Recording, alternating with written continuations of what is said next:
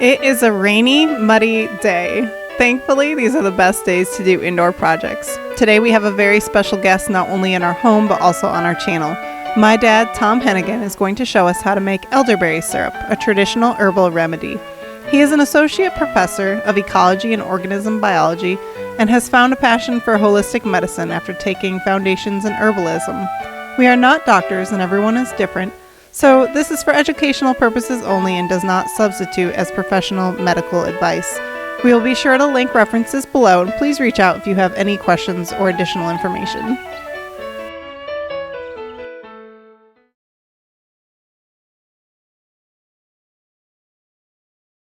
Hey girls, you want to make some medicine today?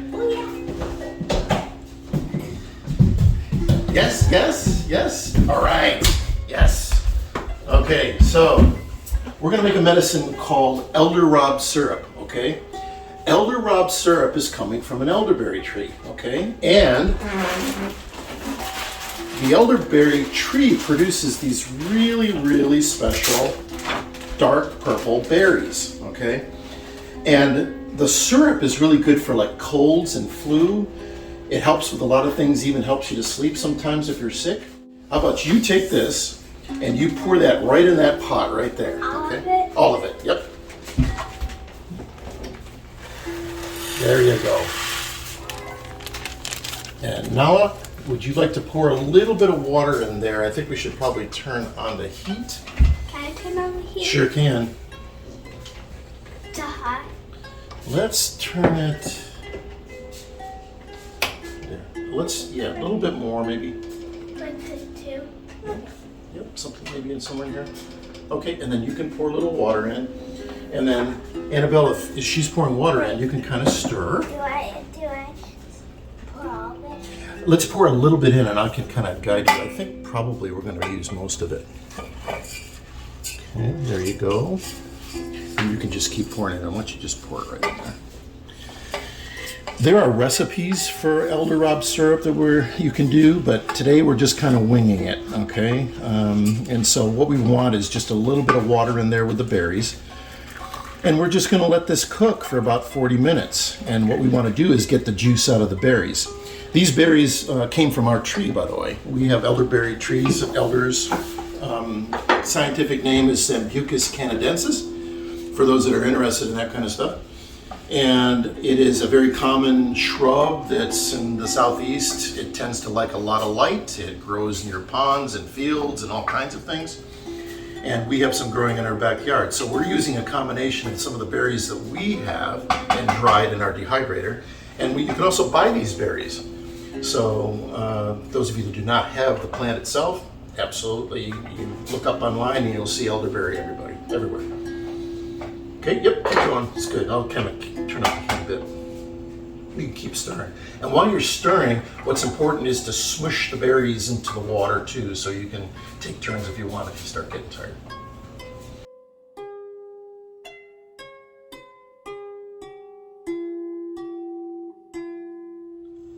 I can't smush them.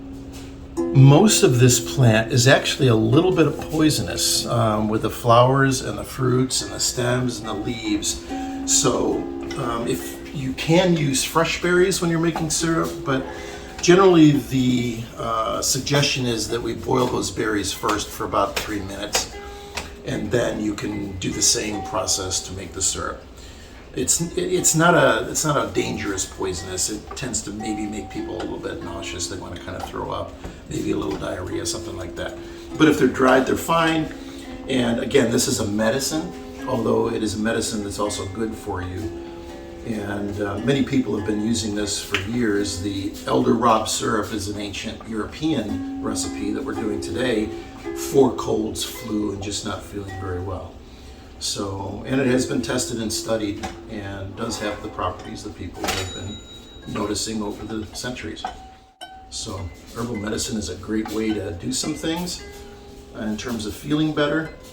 There's some good things about regular Western medicine when we go to the hospital for pharmaceuticals, but there's some real good things about Eastern medicine, because when we're making medicine like this, it's both kind of a food and a medicine in some ways. It's for more of a holistic health. So, and they will cover a lot of stuff. They can help with a lot of stuff. So it's a balance between both. So how's the stirring going? You got any muscles hurting, or are you still okay? Good, good. Done some good work here. All right, so it's been a little over half an hour. We are getting ready to get it to cool down a little bit, and in just a moment, we will strain those berries and separate the juice. One thing about honey too, what they recommend about honey is not to give anything with honey in it with kids 1 year old and less. Just an important piece of information if most parents haven't heard that before. So we are ready to take this out and cool it, are we not, girls? I'm ready. Let's do it. Okay, we're gonna put this in the freezer, just make it go quicker so we can cool it down, because we're gonna have to squeeze that juice out. So we don't want it too hot when we do it. Okay, it is out of the freezer. We are ready to pour into our measuring cup. So would someone like to take the funnel and put the funnel on the measuring cup? And Nala, would you like to take the cheesecloth and put it in the funnel? There you go. Nala, go ahead. You can just pour it, and then Annabelle, you just keep it where it is, and and if you need help, you need some help, or you got it? Yes. You got it? All right. You want me to help? Yes. Okay. And then kind of flatten it out there. I would like to squish all the juice. You want to squish the juice? Is that what you're saying? Okay, so yeah, you sure can. So what we do is we pick up the cheesecloth like this and kind of wrap. You see how the juice is already starting to come out, nice and purple color. Wrap it like this. Okay, might still be. It's a little warm still, so let me know if it's too warm for you. And notice I'm squeezing, so it's a little hot. So just let me know if you need some help. You guys can take turns if you want. So eventually what we're going to do is we're going to take and do this. We're going to twist and squeeze, twist and squeeze. Okay, got it? Here you go. Okay, you gotta use your strength. There you go. Squeeze. And we're going to squeeze. We're at 4.5 ounces. We're almost, we're almost at 6 ounces now. I think you got all of it. Think you got all of it? Yeah. Okay, let's see if we can get I try to get as much out as possible, because and I know it's hard, and there's sometimes these little machines you can use sometimes they're really good at twisting and squeezing and getting all the juice out that you possibly can. But we're still getting a little, right? Yeah, We're nearing 7 ounces. Well, it looks like we were able to get 7 ounces-ish of juice. Let's just show what the squeezed berries look like. And guess what we can do with those squeezed berries? Into the compost. Into the compost.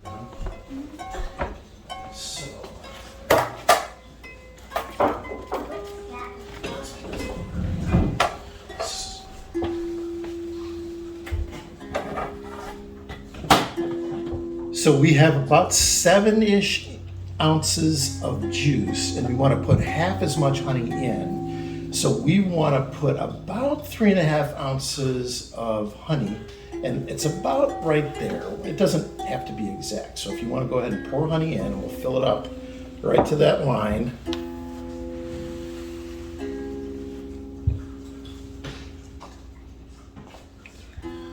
It's hard for me to see at the side here. Yeah, take some real strength here.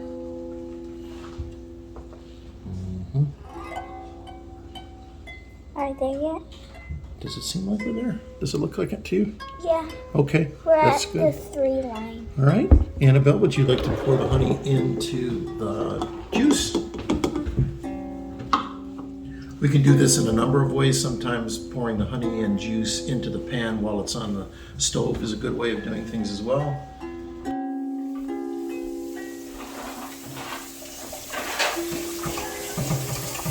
So we are rinsing the pan out right now for the final 10-minute cook.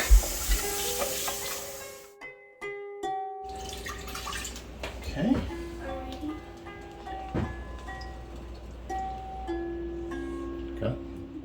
put it right in this. Put that right in and stir it. We use that as a stir so it melts right in there. Increase the heat a little bit. What we want to do, about 10 minutes more of cooking with the honey and the juice. And then what will we do? And then we will let it cool down a little. We will put it in some sterile jars, and then we can put those sterile jars into a refrigerator. And it will be all set to go. And it's as simple as that. I hope you found this informative. We have this syrup stored in a mason jar in the fridge and have been enjoying it in teas and sparkling water. For more resources and a recipe, check out the description below, and please like and subscribe.